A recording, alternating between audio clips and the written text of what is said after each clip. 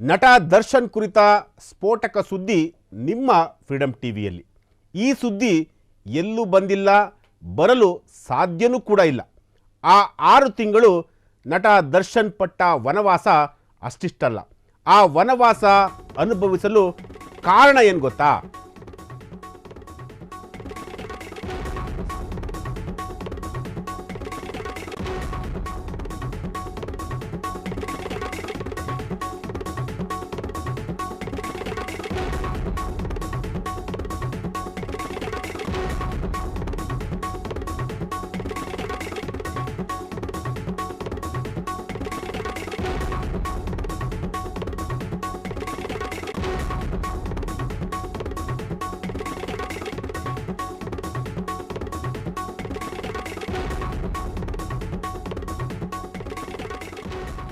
S, ನಟ ದರ್ಶನ್ ಕುರಿತಾದಂತಹ ಒಂದು ಸ್ಫೋಟಕ ಸುದ್ದಿ ನಿಮ್ಮ ಫ್ರೀಡಂ ಟಿವಿಯಲ್ಲಿ. ಈ ಸುದ್ದಿ ಎಲ್ಲೂ ಬಂದಿಲ್ಲ, ಬರಲು ಸಾಧ್ಯನೂ ಇಲ್ಲ. ಆ 6 ತಿಂಗಳು ದರ್ಶನ್ ಪಟ್ಟ ವನವಾಸ ಅಷ್ಟಿಷ್ಟಲ್ಲ. ಆ ವನವಾಸ ಅನುಭವಿಸಲು ಕಾರಣ ಏನು ಗೊತ್ತಾ? ಎಲ್ಲರೂ ರೇಣುಕಾಸ್ವಾಮಿ ಕೊಲೆ ಪ್ರಕರಣ ಅಂದುಕೊಂಡಿದ್ರು. ಆದರೆ ರೇಣುಕಾಸ್ವಾಮಿ ಕೊಲೆ ಪ್ರಕರಣ ಜಸ್ಟ್ ಒಂದು ಇನ್ಸಿಡೆಂಟ್ ಅಷ್ಟೇ. ರಿಯಲ್ ಕಥೆನೇ ಬೇರೆ, ಅಸಲಿ ಸ್ಟೋರಿನೇ ಬೇರೆ. ಆ ಅಸಲಿ ಕತೆ, ಆ ಬಿಸಿ ಬಿಸಿ ಸುದ್ದಿ ನಿಮ್ಮ ಫ್ರೀಡಂ ಟಿವಿಯಲ್ಲಿ.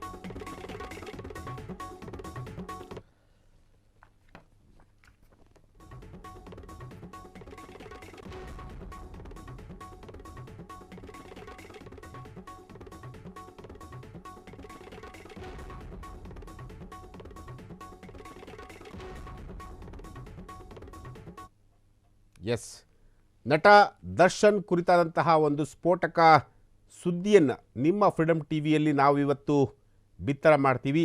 ಈ ಸುದ್ದಿ ಎಲ್ಲೂ ಬಂದಿಲ್ಲ, ಬರಲು ಸಾಧ್ಯನೂ ಕೂಡ ಇಲ್ಲ. ದರ್ಶನ್ ಆ 6 ತಿಂಗಳು ಪಟ್ಟ ವನವಾಸ ಅಷ್ಟಿಷ್ಟಲ್ಲ. ಆ ವನವಾಸ ಅನುಭವಿಸಲು ಕಾರಣ ಏನು ಗೊತ್ತಾ? ಎಲ್ಲರೂ ರೇಣುಕಾಸ್ವಾಮಿಯವರ ಕೊಲೆ ಪ್ರಕರಣ ಅಂದುಕೊಂಡಿದ್ರು. ಅಂದರೆ ರೇಣುಕಾಸ್ವಾಮಿಯವರ ಕೊಲೆ ಪ್ರಕರಣ ಇದೆಯಲ್ಲ, ಅದು ದರ್ಶನ್ ಅವರನ್ನು ಆ ರೀತಿ ಮಾಡಲಿಕ್ಕೆ ಸಾಧ್ಯ ಆಯಿತು ಅಂದ್ಕೊಂಡ್ರು. ಆದರೆ ಅದಲ್ಲ ಕತೆ. Yes, Kaatera cinema super blockbuster hit ಆಗಿತ್ತು. ಕಾಟೇರ ಅನ್ನೋ ಒಂದೇ ಒಂದು ಸಿನಿಮಾ 10 ವರ್ಷ ನಸೀಬನ್ನೇ ಬದಲಾಯಿಸಿತ್ತು. ಹೀಗೆ ಬಿಟ್ಟರೆ ನಮ್ಮನ್ನು ದರ್ಶನ್ ಬಿಡೋದಿಲ್ಲ ಹೀಗಂತ ಕೆಲವರಿಗೆ ಗೊತ್ತಾಯಿತು. ಆ ಕೆಲವರು ಏನು ಮಾಡಿದ್ರು ಗೊತ್ತಾ? ದರ್ಶನ್ ಕೆರಿಯರನ್ನೇ ಹಾಳು ಮಾಡಿದ್ರು. ಅದು ಹೇಗೆ ಅಂತೀರಾ? ಆ ವಿಚಾರ ಎಲ್ಲೂ ರಿವೀಲ್ ಆಗಿಲ್ಲ. ನಾವು ಹೇಳ್ತೀವಿ ದರ್ಶನ್ಗೆ ಆದಂತಹ ಮಹಾ ಮೋಸದ ಬಗ್ಗೆ. ಒಬ್ಬರಲ್ಲ, ಇಬ್ಬರಲ್ಲ, 5 ಜನ ಪುರೋಹಿತರಿಂದ ಮಾಟ. ಬರೀ ಮಾಟ ಅಲ್ಲ, ಹಂದಿ ಕುಯ್ದು ದರ್ಶನ್ಗೆ ಮಾಟ ಮಂತ್ರ ಮಾಡಿಸಿದ್ರು. ಈ ಮಾಟದಿಂದಲೇ ದರ್ಶನ್ ಕೆರಿಯರ್ ರಪ್ ಅಂತ ಕೆಳಗೆ ಬಿದ್ದಿತ್ತು.